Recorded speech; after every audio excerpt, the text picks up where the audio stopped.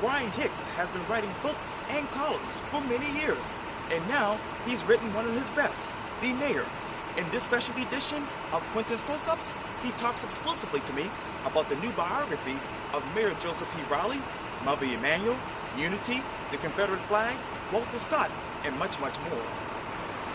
Brian, the last time I interviewed you for Quintin's Close-Ups was May 21st, 2014. That was a year ago. And you said a couple of interesting things to me when I asked you to describe to me the following one word. You said writing was hard. And you also said that your future was murky. Let me begin with the obvious, because your future is not murky. You just published a book, which is an authorized biography of Charleston Mayor Joseph P. Riley.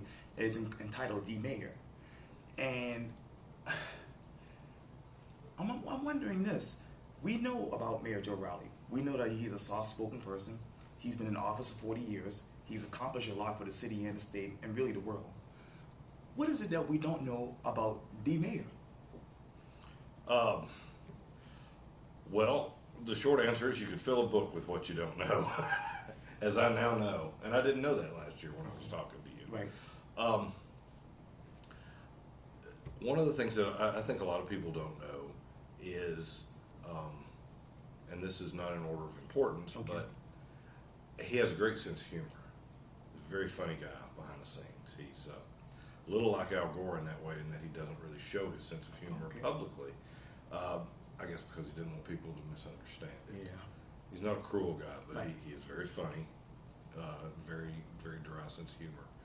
The biggest thing that most people don't know about him is that he has been an advocate for civil rights since the 1960s. Oh. And this is one of the main themes of The Mayor, the book. And I'll tell you, one of the first scenes of the book is in 1969, and the hospital strike was going on. The hospital strike that MUSC just apologized for last week, and I was going through the old newspapers from that time, because this is also kind of a modern history of Charleston, and the strike was a good place to begin that story. Sure. It's sort of the moment Charleston moved into the 20th century, so to speak. Yeah. And I was looking at the News and Courier, Right.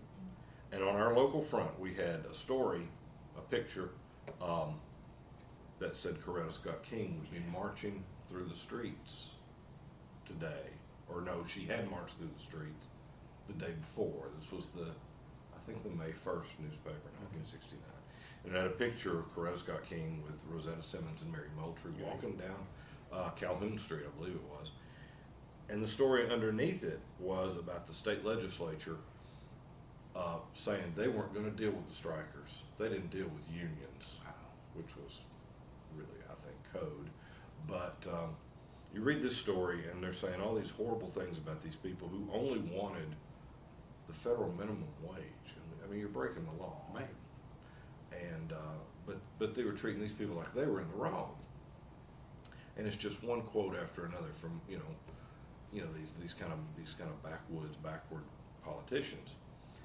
In that story, there was one person standing up for the strikers, and it was a young state representative named Joe Riley. That's right. 26 years old, 3 months in office, only guy with the temerity to stand up and say this is wrong. These people only want what's right, and we have to defend them. And that's when I realized how special he was. I mean, that's brave when you're 26 years old and go in there to all these guys. Of course, the mayor never had any problem with bravery. Right. A couple of years later, he tried to get Saul Blott removed as speaker, and he'd been speaker since the 30s. Right. Now that, yeah. So, but I think that that's something that a lot of people don't know, and this is the mayor. The mayor actually ran on racial equality. The 1971 mayoral election was horrible for the city because it divided the electorate. Black voters all went for one candidate, white voters all went for another candidate, and it was scary. We didn't want Charleston going down that path. Right. And so a lot of black and white civic leaders convinced him to run. And a lot of politicians will tell you, I was asked to run, and they're all full of it. You know they are. They really did court him. He had just quit the legislature and said he was through with politics. Wow. And there was his law partner, Capers Barr, Right. Told me that it was unreal that every week there was somebody new in the office asking him to run. Wow. And he ran on, making the city more open and inclusive for everyone. And it was funny, 2 or 3 weeks after he took office, he hung a portrait of Martin Luther King Jr. at City Hall. Wow. And people raised hell. Some people raised hell. Wow. And it was a message that everyone is welcome here. Right. And those are the kind of things that I don't think people remember about him these days. So his quest right now for an African American museum, this is nothing new.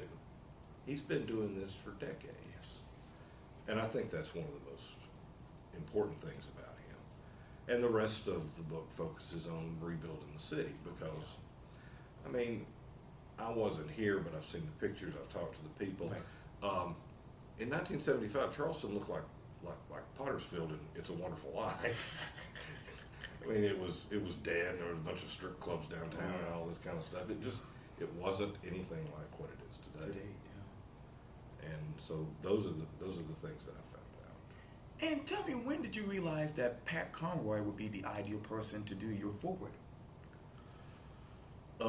The second they mentioned the idea of doing a book to me, I thought of Pat. I love Pat. He's great. He's been one of my favorite authors for decades. Yes. And I've known him for a while. Not great, but I know him enough to speak to him. Right. He knows who I am. Sure. He'll take my calls sometimes. But I thought Pat would be amazing because he knows the mayor, loves the mayor, and he agreed to do it. Yeah, that's awesome. That is awesome. I got the mayor to ask him to do it. Okay. And that was the easy go after that. Yes, it was. Actually, we just got the forward in the other day, Oh, wow. and it's amazing. It's a classic Conroy. Yeah, that is awesome. Something that Pat Conroy, the mayor, myself, and you are still thinking about is Muffy Manual. Tomorrow marks 2 months since the tragedy that happened there when an evil guy walked into Muffy Manual during Bible study on a Wednesday evening and killed 9 people of God. It's still hard to talk about even now. Where are you emotionally? Well, I've got to tell you, it hurt me terribly. Yeah. I was working on the book the night it happened, as I have been every night since Christmas. And when I shut down from working, I called up our website just to make sure nothing was going on, and I saw it. And I rushed to the paper. I was here till 4:30 that morning, trying to help, do whatever I could. And over the course of the next few days, I learned more about it. I wrote a couple of columns about it.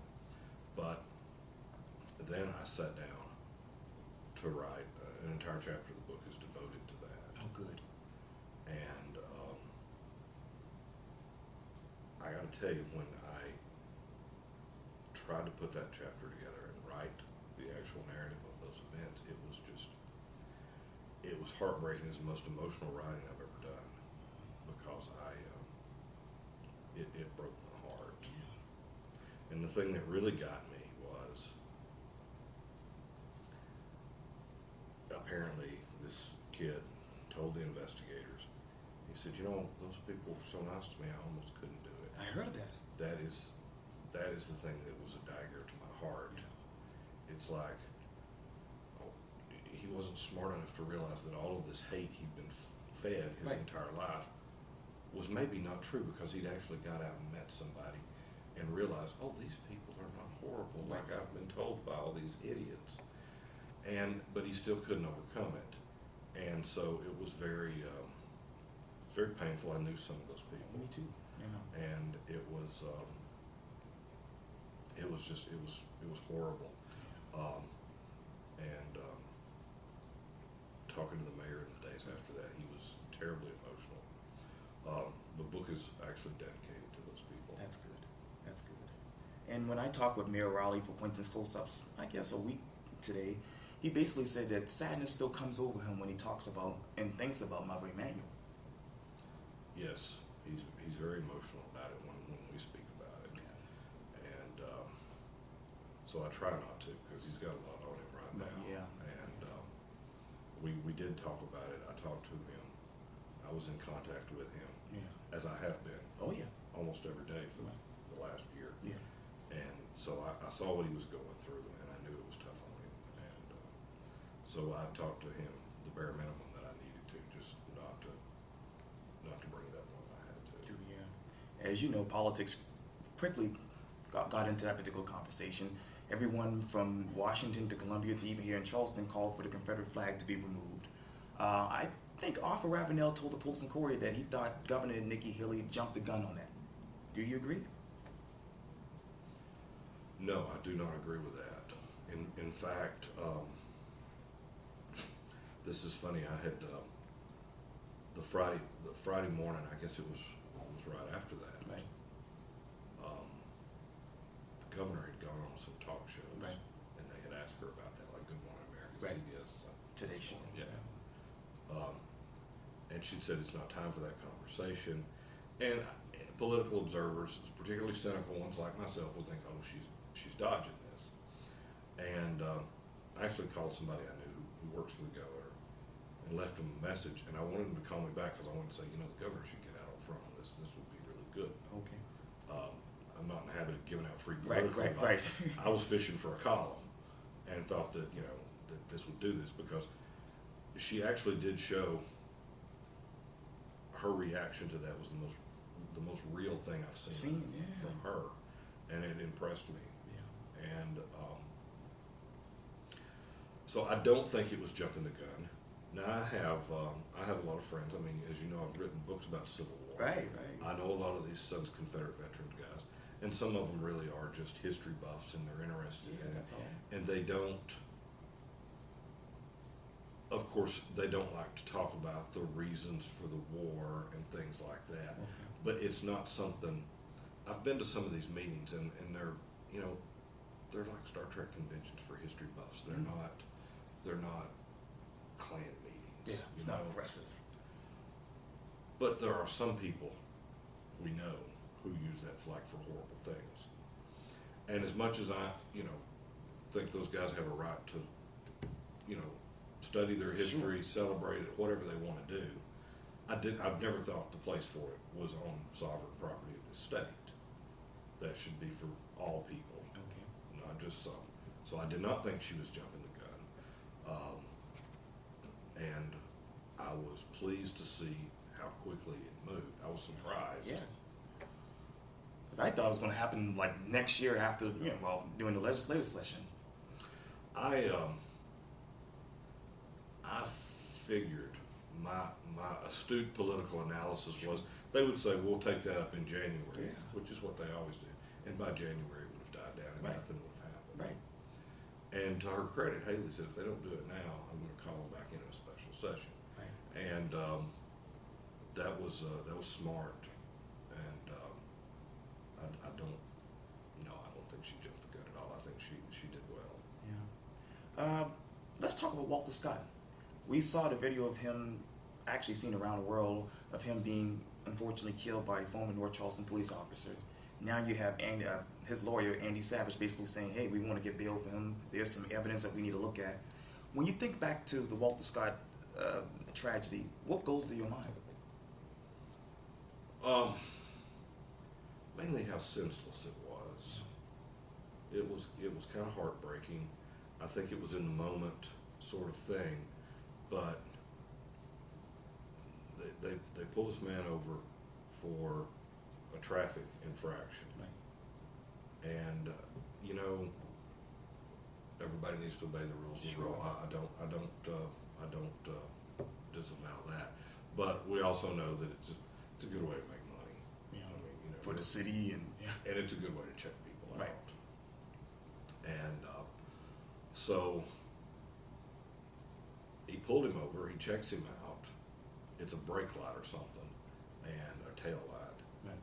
Checks him out. He's not wanted for anything.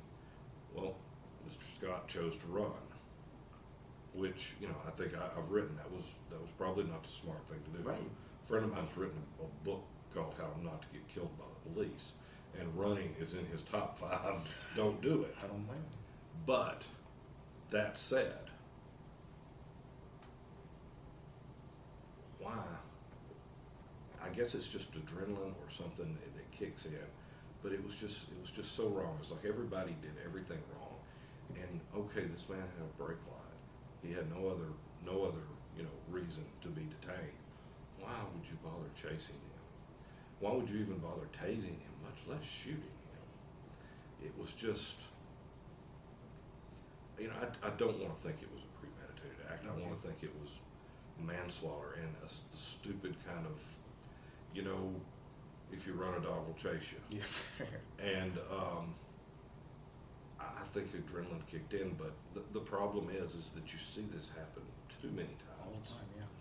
And I take up for the police a lot in my columns. They have a very difficult job. They aren't paid a lot, and they're risking their lives. And so I understand the need to protect themselves. They just want to go home at night. Sure. And I don't blame them. And I think they're underpaid and mistreated and all this stuff.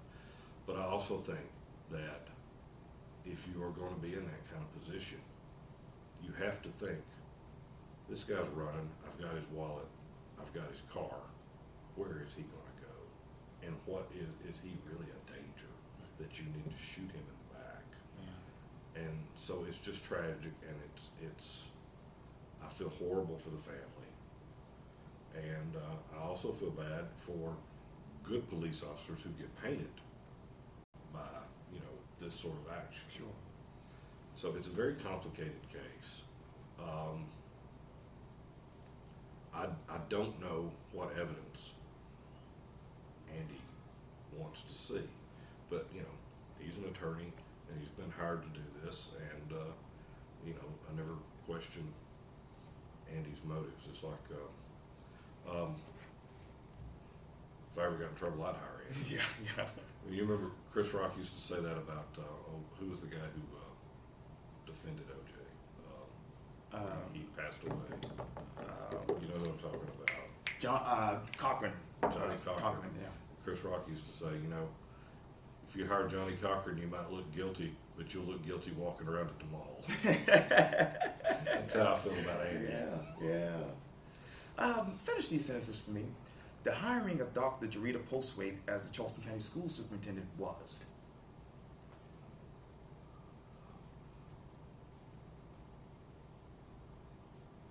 Completely fouled up. But tell me how. It's the process. It's not a judgment of her. I don't know her well enough. Right. But once it got out that board members were meeting with her one-on-one Right. ahead of time, Right. it looked like the fix was in. And I wrote a column after that came out. Right. School board member Michael Miller, a friend of mine, he exposed this. And I wrote a column. I said, you know what, now if you hire her, you're doing her a grave disservice, because it's going to look like the fix was in from the beginning. And what do? They go and they hire her. And so it looks like the fix was in from the beginning. And so whether she's a good superintendent or not, she's never going to get a fair shake. It's always going to be there's always going to be questions clouding her selection process. And I don't care if she's, the greatest thing since Nancy McGinley. You just can't do that. It was completely messed up. The Charleston mayoral race is. Confusing. It is.